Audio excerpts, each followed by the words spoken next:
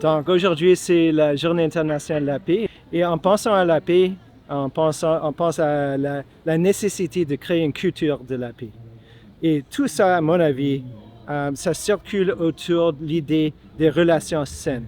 Pour avoir la paix, on doit avoir les relations saines entre les personnes, les hommes et les femmes, n'importe quel background, quelle communauté, quelle religion. Il faut avoir le respect, la dignité, l'inclusion de tout. Toutes les relations doivent être basées dans une éthique absolue de non-violence. On organise la Journée de la paix ici en collaboration avec le collectif du 21 septembre.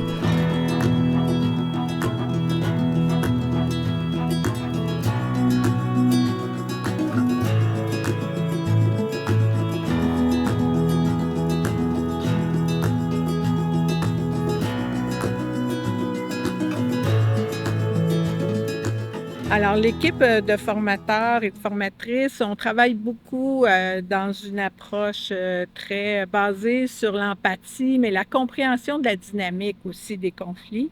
Une meilleure compréhension pour développer des habiletés à mieux communiquer. Alors, nos formations, c'est très interactif, participatif, puis on est basé sur des exemples très concrets aussi.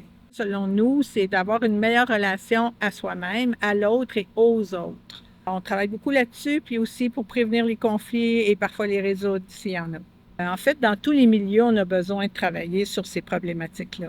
Il y a même un monsieur dans HLM, il me disait maintenant, je regarde même plus les portes des appartements de la même manière parce que je comprends mieux l'humain qui est derrière. Alors, ça changeait sa façon d'aborder ses voisins aussi.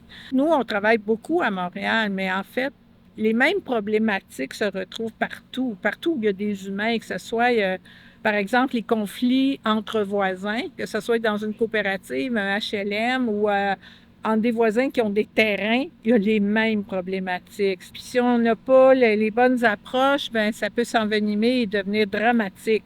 Alors déjà, d'avoir plus d'outils puis de compréhension pour aborder les situations de voisinage, ça aide vraiment beaucoup. Non mais je vais vous dire quelque chose là. J'en ai rien à faire de votre bac. Puis vous avez vraiment rien d'autre à faire que de m'insulter comme ça quand je rentre chez moi. Eh wow! Comment on peut faire pour faire autrement? Fait que ce serait peut-être une alternative ou une possibilité d'essayer juste de dire ouais, ça arrive de se tromper. Il dit qu'il ressent des choses pour moi, mais on s'est jamais vu. Non, c'est possible ça dans la vie de ressentir des choses comme ça, une personne qu'on n'a jamais vue? Donc ça, ce serait une alternative. Quand on est témoin de ce genre de situation, on peut faire ce genre de choses.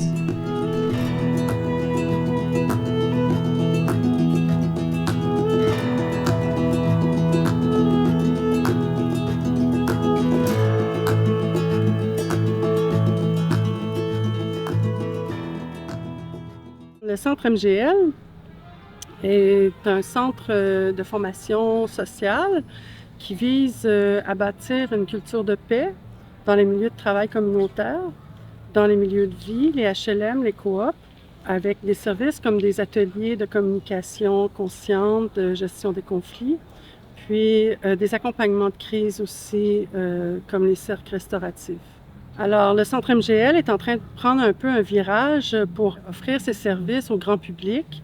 Donc, on a commencé à offrir des ateliers au public, aux individus, et non seulement aux groupes communautaires, ce qui permet d'avoir une belle présence dans le quartier du Plateau Mont-Royal.